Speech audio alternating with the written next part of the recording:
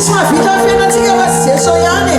président de la république tsy mahavita député tsy mahavita mialirakoto mamonjy tsy mahavita pastora tsy mahavita jesosy ihany zany a tiako loatra ny fitiavanao ry jesosy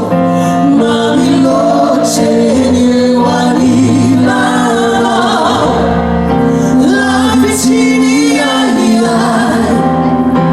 ravoravo ny fanay tena ampioay toko ny fahasoavanao tena soa tsara loatra ny fitantananao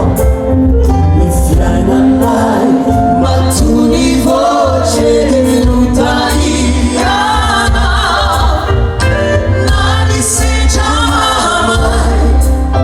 mentseinazitra indray de tsy lavo fanijo